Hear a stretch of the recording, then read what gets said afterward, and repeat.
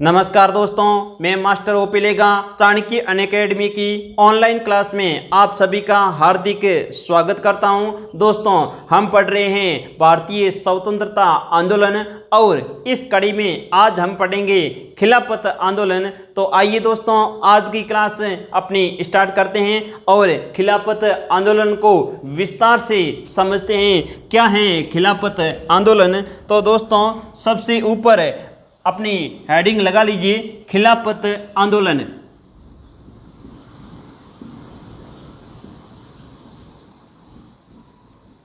खिलाफत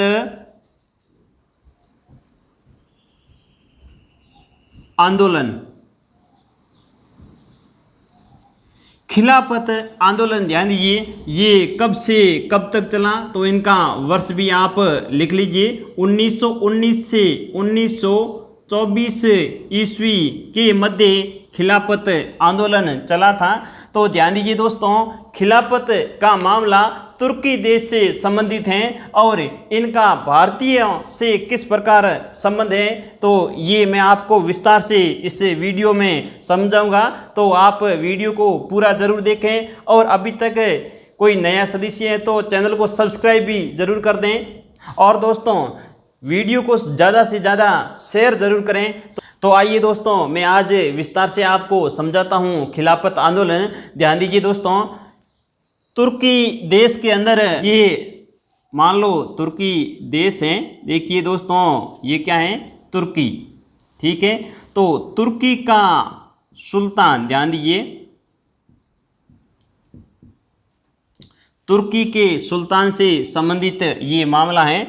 तो देखिए दोस्तों, तुर्की का सुल्तान उस समय क्या कहलाता था, यानी जब ये 1919 से 1924 के मध्य खिलाफत आंदोलन हुआ था, इससे पहले तुर्की का सुल्तान क्या कहलाता, तो आपको बताना है खलीफा। ठीक है दोस्तों, खलीफा। अब ध्यान दीजिए दोस्तों, खलीफा क्या है, खलीफा से क्या तात्पर्य है, तो पैगंबर का उत्तराधिकारी होता था, उसे क्या कहा जाता है? खलीफा। आप भले ही लिख लीजिए, पैगंबर का उत्तराधिकारी।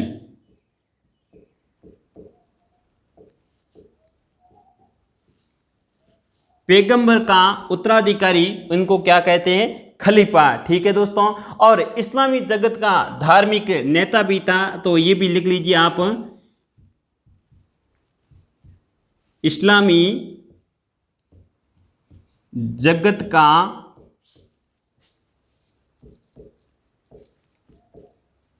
धार्मिक नेता। ठीक है दोस्तों। तो तुर्की का सुल्तान क्या कहलाता? खलीफा भी कहलाता और इस्लामी जगत का धार्मिक नेता कहलाता था। तो ध्यान दीजिए दोस्तों, तुर्की देश के अंदर अधिकतर मुस्लिम थे। ये तुर्की देश मुसलमानों की पवित्र धरती माना जाता था, इसका भी आप विशेष ध्यान देना। देखिए दोस्तों, विश्व युद्ध के अंदर, यानी प्रथम विश्व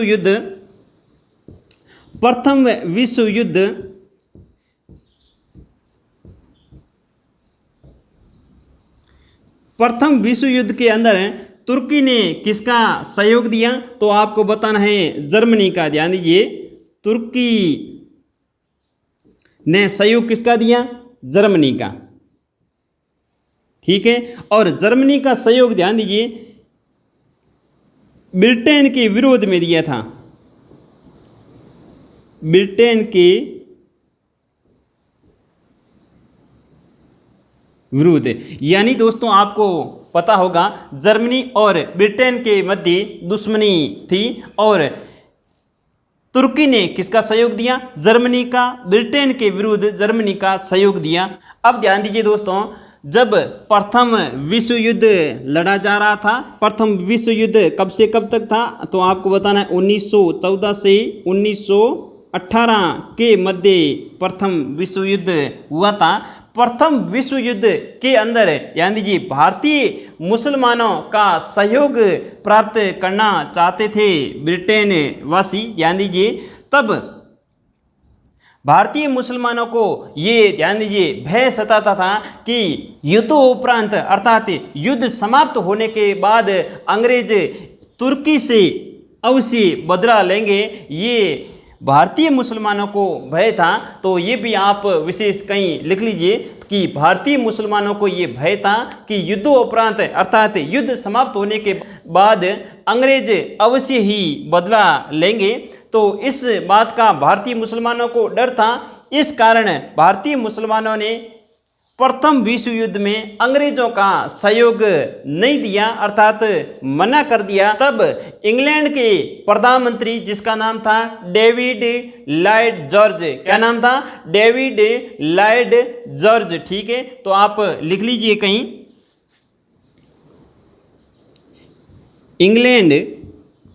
इंग्लैंड या ध्यान दीजिए ब्रिटेन एक ही है,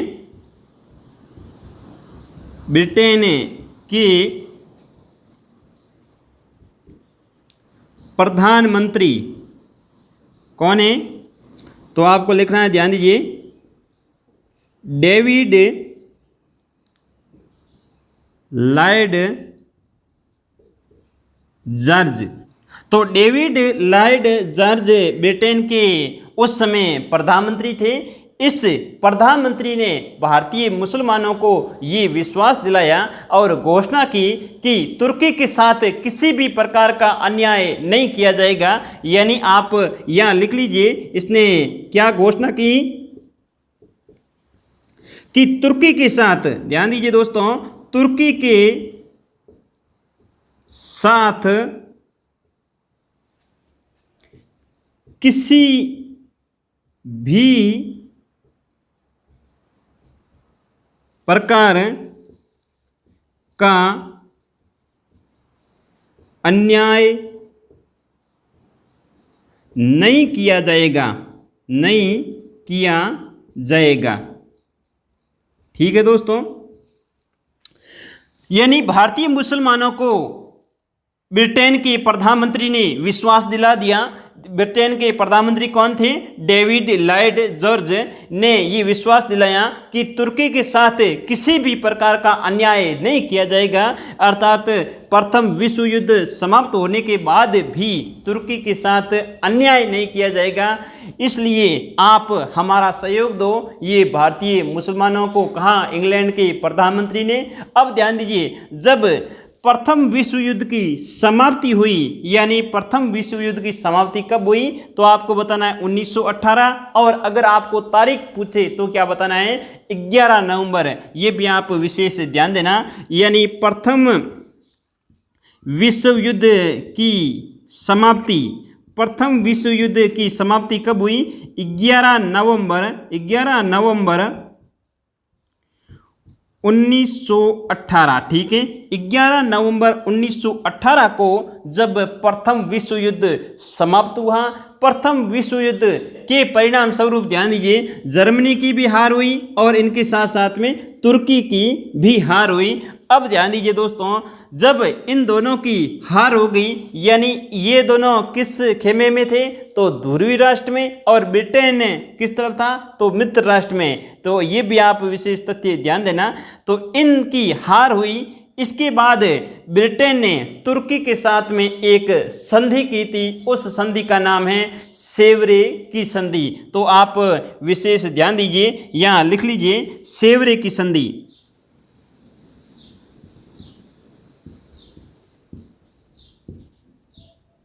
सेवरे की संधि ये महत्वपूर्ण है दोस्तों, ध्यान देना। सेवरे की संधि, यानी सेवरे की संधि कब की गई? तो आपको बताना है 1920 में। 1920 के अंदर सेवरे की संधि ब्रिटेन ने किसके साथ में की? तो आपको बताना है तुर्की के साथ में। ठीक है,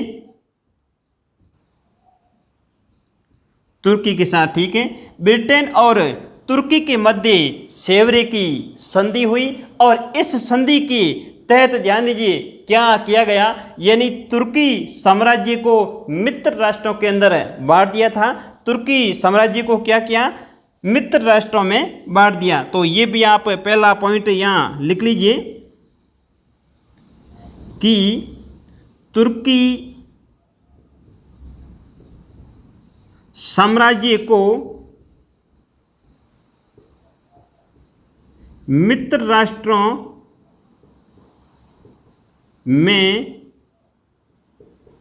बांट दिया। ठीक है, ये तथ्य आप विशेष ध्यान देना। यानी सेवरे की संधि के तहत क्या किया, तुर्की साम्राज्य को मित्र राष्ट्रों में बांट दिया, यानी अलग अलग भागों में विभाजित कर दिया था तुर्की को, अर्थात तुर्की के विभिन्न टुकड़े कर दिए थे। और ये टुकड़े किस किसने ले लिए, मित्र राष्ट्रों ने ले लिए, जो ब्रिटेन के दोस्त थे। ठीक है दोस्तों, और इनके साथ में क्या किया, ब्रिटेन ने मुस्लिम जगत के सर्वोच्च पद के अधिकार को भी छीन लिया था। यानी आप ये भी लिख लीजिए, जो खलीफा था इनके अधिकार को छीन लिया था ब्रिटेन ने। ये भी आप विशेष ध्यान देना, तो ये भी आप लिख लीजिए, ब्रिटेन ने मुस्लिम जगत के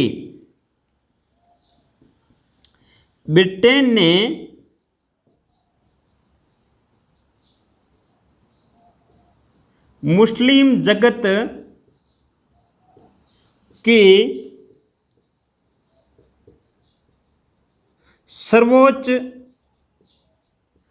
पद के अधिकार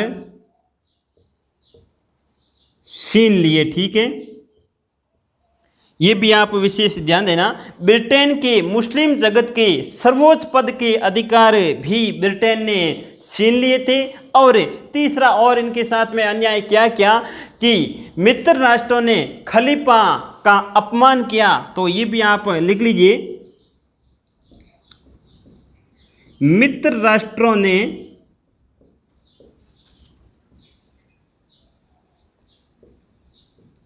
खलीफा का क्या किया, अपमान किया।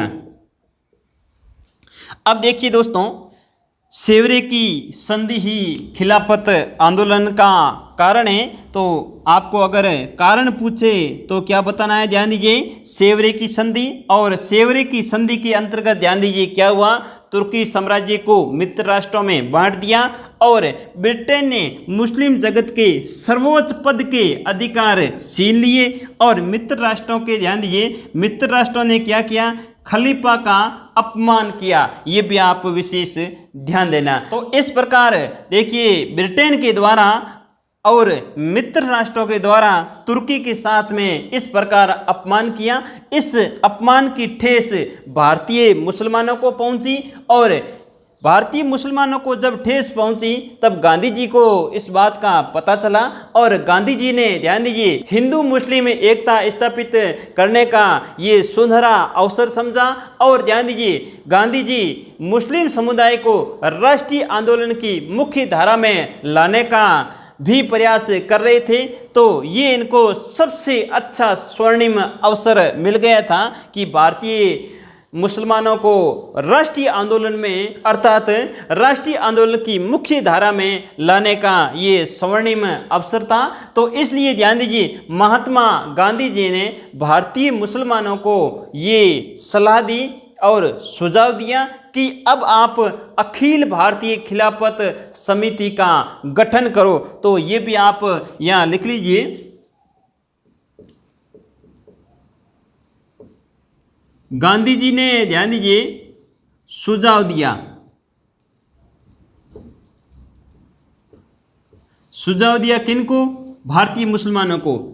क्या कहा कि अब आप अखिल भारतीय, ध्यान दीजिए, अखिल भारतीय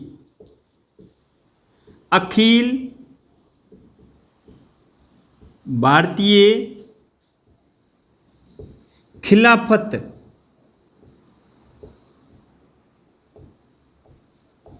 समिति, ध्यान दीजिए, अखिल भारतीय खिलाफत समिति का गठन करो।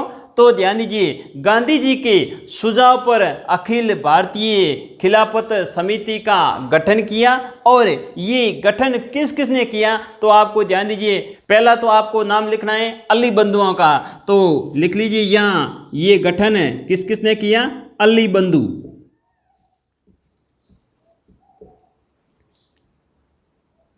अब दोस्तों ये भी आप विशेष ध्यान देना है कि अली बंधु कौन थे। एक तो था मोहम्मद अली और दूसरा था शौकत अली। ठीक है, शौकत अली बंधुओं ने, और इनके साथ में और कौन थे तो आपको बताना है अजमल खान। एक और व्यक्ति था अजमल खान,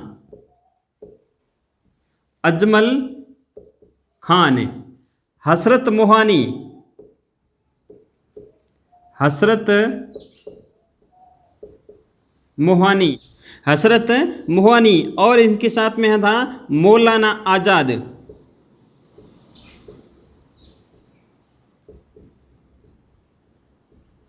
तो दोस्तों आप इनका नाम विशेष ध्यान देना कि गांधी जी के सुझाव पर इन व्यक्तियों ने अली बंधु, अजमल खान, हसरत मोहानी, मौलाना आजाद ने मिलकर अखिल भारतीय खिलाफत समिति का गठन किया। इनके बाद ध्यान दीजिए दोस्तों आगे क्या घटनाक्रम होता है तो मैं आपको विस्तार से और समझाता हूं।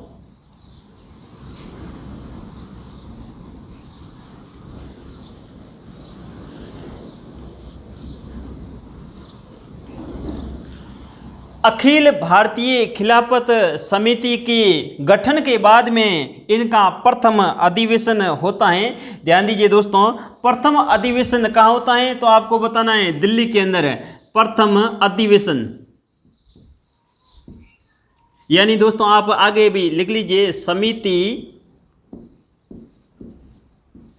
का प्रथम अधिवेशन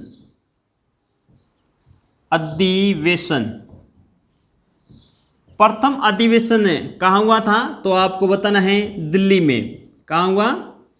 दिल्ली के अंदर हुआ। और कब हुआ तो 23 नवंबर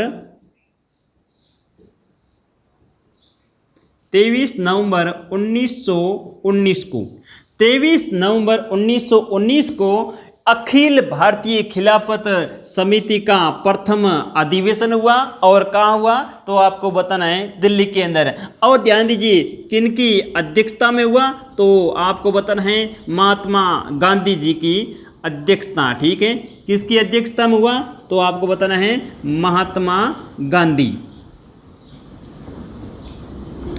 यानी दोस्तों इस अधिवेशन के अध्यक्ष किनको बनाया गया? महात्मा गांधी को। यानी अखिल भारतीय खिलाफत समिति का जो अधिवेशन चल रहा था इस अधिवेशन की अध्यक्षता किसने की? महात्मा गांधी ने। अब ध्यान दीजिए दोस्तों इस अधिवेशन के अंदर क्या निर्णय लिया? यानी इस अधिवेशन के अंदर महात्मा गांधी ने निर्णय लिया शिष्टमंडल भेजने की। यानी आप लिख लीजिए शिष्टमंडल।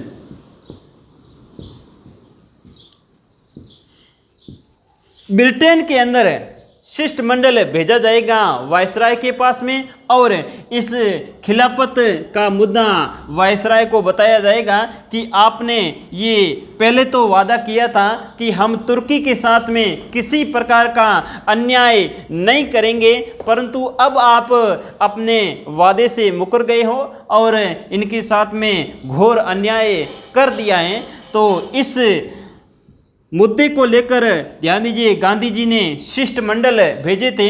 यानी 2 शिष्टमंडल भेजे। पहला तो शिष्टमंडल भेजा डॉक्टर अंसारी के नेतृत्व में। किनके? डॉक्टर अंसारी के नेतृत्व में पहला शिष्टमंडल ब्रिटेन के अंदर भेजा गया था। और ये ध्यान दीजिए शिष्टमंडल असफल रहा था, इसका भी विशेष ध्यान देना। यानी पहला शिष्टमंडल क्या है? असफल रहा। और दूसरा शिष्टमंडल ध्यान दीजिए दोस्तों अली बंधुओं के नेतृत्व में भेजा था। किनके नेतृत्व में? अली बंधुओं के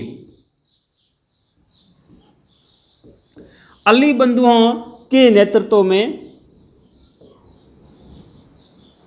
ठीक है, ध्यान दीजिए दोस्तों ये दूसरा शिष्टमंडल किसके नेतृत्व में गया? अली बंधुओं के नेतृत्व में ब्रिटेन के अंदर वायसराय से मिलने के लिए गया, परंतु ये शिष्टमंडल भी असफल रहा।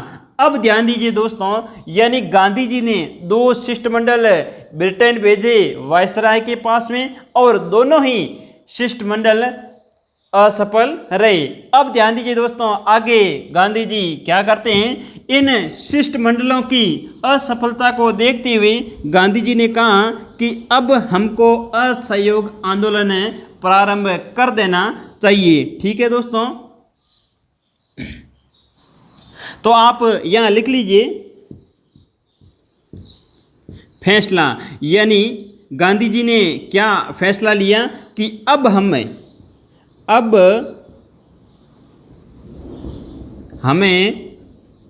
असहयोग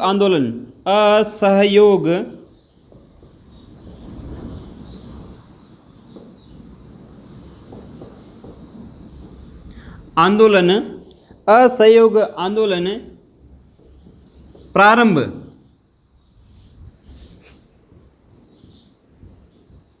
कर देना चाहिए। यानी गांधी जी ने फैसला ले लिया कि अब हमें असहयोग आंदोलन प्रारंभ कर देना चाहिए। अब ध्यान दीजिए दोस्तों, आगे जाकर असहयोग आंदोलन कब प्रारंभ हुआ, तो आपको बताना है 1 अगस्त 1920 को। असहयोग आंदोलन कब प्रारंभ हुआ, 1 अगस्त 1920 को। यानी इसी दिन ध्यान दीजिए तिलक की मृत्यु भी इसी दिन हुई थी। बाल गंगाधर तिलक की मृत्यु भी 1 अगस्त 1920 को हुई, और असहयोग आंदोलन का प्रारंभ भी 1 अगस्त 1920 को हुआ। इस तरह आप विशेष ध्यान दीजिए, खिलाफत आंदोलन ने असहयोग आंदोलन की पृष्ठभूमि तैयार की थी, ये भी आप विशेष ध्यान देना। अब आगे बढ़ते हैं दोस्तों कि खिलाफत की समाप्ति कब हुई, तो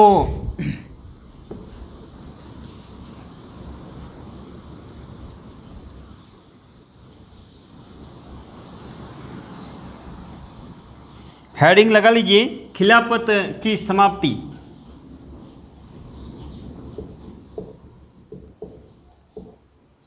खिलाफत की समाप्ति, ठीक है, खिलाफत की समाप्ति। देखिए दोस्तों, खिलाफत की समाप्ति तुर्की के सुल्तान था मुस्तफ़ा कमाल पाशा। क्या नाम था, मुस्तफ़ा कमाल पाशा। इसने ही खिलाफत की समाप्ति की घोषणा की। इसका भी आप विशेष ध्यान देना, यानी आप लिख लीजिए तुर्की का सुल्तान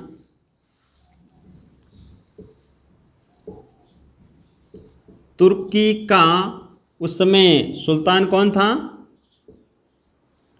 सुल्तान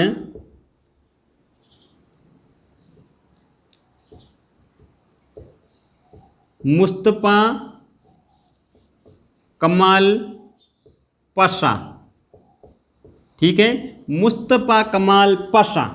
तो दोस्तों मुस्तफ़ा कमाल पाशा ने, ध्यान दीजिए, 1922 के अंदर, कब, 1922 में औपचारिक रूप से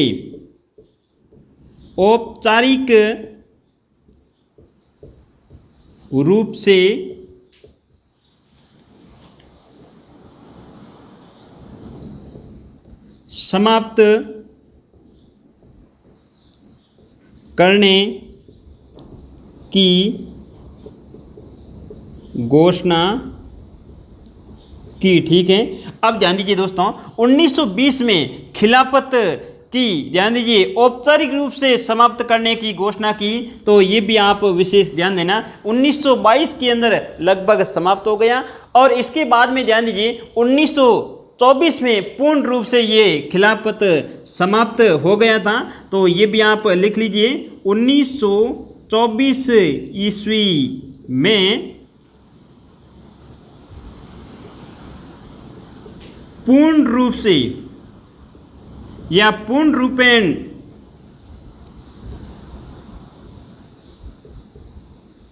समाप्त हो गया।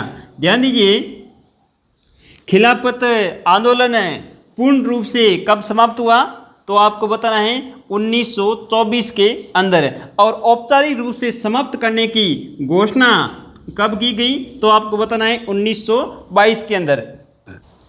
और दोस्तों इनके साथ साथ में और क्या हुआ, खलीफा का पद ही समाप्त कर दिया, ये भी आप विशेष ध्यान देना।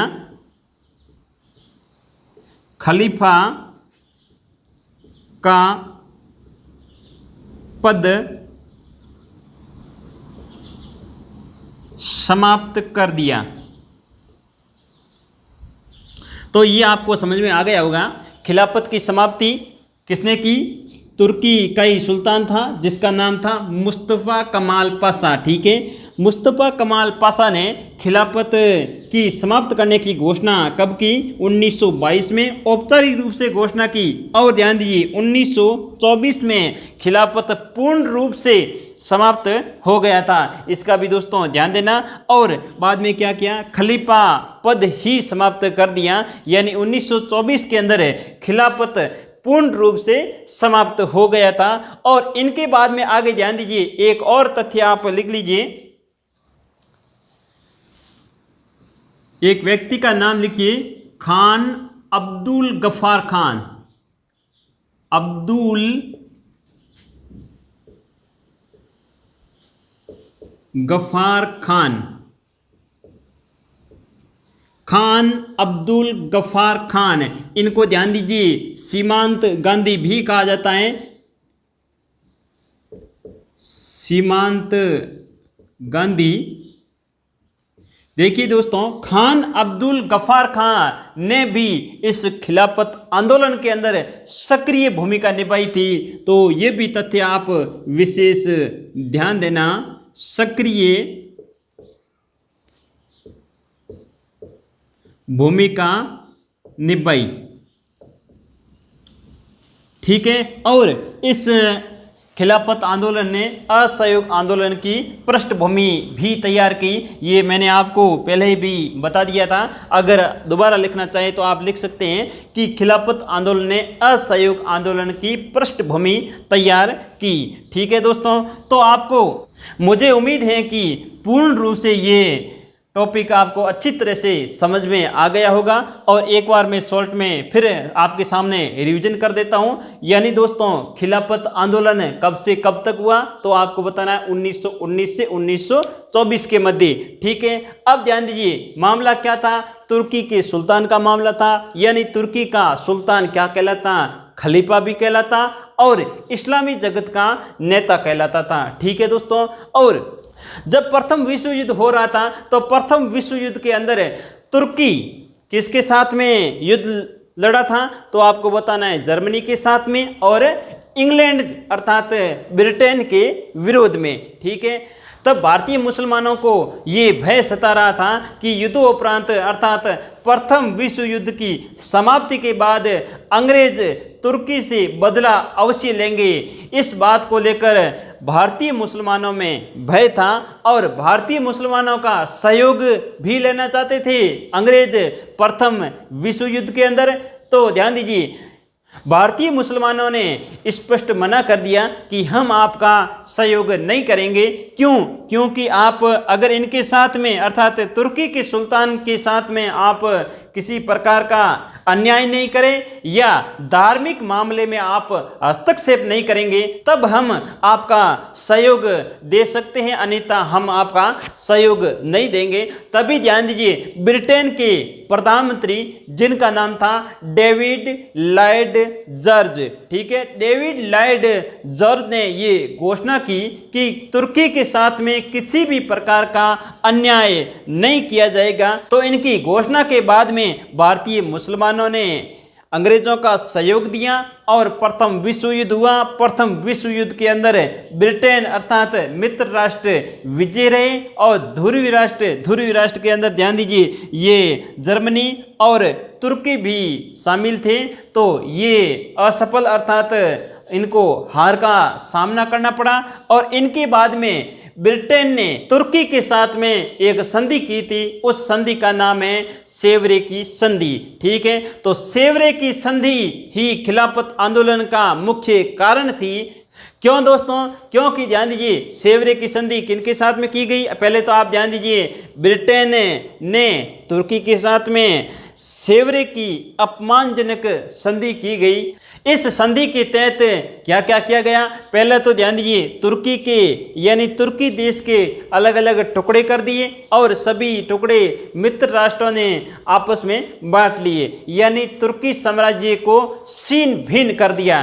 ठीक है। और दूसरे नंबर पे क्या किया? ब्रिटेन ने मुस्लिम जगत के सर्वोच्च पद के अधिकार को छीन लिया और मित्र राष्ट्रों ने खलीफा के साथ क्या किया? अपमान किया, अर्थात खलीफा का अपमान किया। ये भी आप विशेष ध्यान देना। और इनके बाद में गांधी जी ने भारतीय मुसलमानों को सलाह दी कि अब आप अखिल भारतीय खिलाफत समिति का गठन करो। खिलाफत समिति का उद्देश्य क्या था? तो ब्रिटेन का विरोध करना। ठीक है। तो खिलाफत समिति का गठन किसने किया? तो ध्यान दीजिए, तो गांधी जी के सुझाव पर अली बंधुओं ने और अजमल खां, हसरत मोहानी और मौलाना आजाद, इन सब ने मिलकर अखिल भारतीय खिलाफत समिति का गठन किया और इसका प्रथम अधिवेशन कहाँ हुआ? तो आपको बताना है दिल्ली के अंदर। और दिल्ली में कब हुआ? 23 नवंबर 1919 को। ठीक है। और इनके अध्यक्ष कौन बने? महात्मा गांधी। और इस अधिवेशन के अंदर क्या निर्णय लिया? तो ध्यान दीजिए, आपको बताना है शिष्टमंडल भेजे थे, यानी शिष्टमंडल कहाँ भेजे? ब्रिटेन में। ठीक है। ब्रिटेन में किन के पास भेजे? तो वायसराय के पास भेजे। और पहला शिष्टमंडल ध्यान दीजिए डॉक्टर अंसारी के नेतृत्व में भेजा और ये शिष्टमंडल असफल रहा। दूसरा शिष्टमंडल अली बंधुओं के नेतृत्व में भेजा, ये भी असफल रहा। इसके बाद में ध्यान दीजिए महात्मा गांधी जी ने क्या फैसला लिया? तो असहयोग आंदोलन का फैसला लिया, अर्थात 1 अगस्त 1920 को असहयोग आंदोलन गांधी जी के द्वारा प्रारंभ कर दिया गया था। और ध्यान दीजिए दोस्तों, इनके बाद में खिलाफत की समाप्ति कब हुई? तो आपको बताना है, वैसे तो 1922 में हो गई और पूर्ण रूपेण पूछे तो आपको बताना है 1924 में। यानी यहाँ का सुल्तान, तुर्की का सुल्तान कौन था? मुस्तफा कमाल पाशा। मुस्तफा कमाल पाशा ने 1922 के अंदर खिलाफत की औपचारिक रूप से समाप्त करने की घोषणा की और 1924 में पूर्ण रूपेण समाप्त हो गया था ये खिलाफत, और खलीफा का पद भी समाप्त कर दिया गया था। ठीक है दोस्तों। और इस व्यक्ति का नाम भी आप विशेष ध्यान देना, अब्दुल गफ्फार खान। अब्दुल गफ्फार खान अर्थात खान अब्दुल गफ्फार खान, इनको सीमांत गांधी भी कहा जाता है। तो इन्होंने क्या है, इस आंदोलन में अर्थात खिलाफत आंदोलन में अपनी सक्रिय भूमिका निभाई थी और इस आंदोलन ने ही ध्यान दीजिए असहयोग आंदोलन की पृष्ठभूमि तैयार की। तो दोस्तों आज का ये वीडियो आपको कैसा लगा? अगर अच्छा लगा है तो ज़्यादा से ज़्यादा मित्रों के साथ में शेयर करें ताकि इस निःशुल्क ऑनलाइन क्लास का सभी फायदा उठा सकें। और अभी कोई नया सदस्य है तो चैनल को सब्सक्राइब जरूर कर दें और घंटी का बटन भी प्रेस कर दें ताकि आपको समय पर सूचना मिलती रहे। धन्यवाद दोस्तों।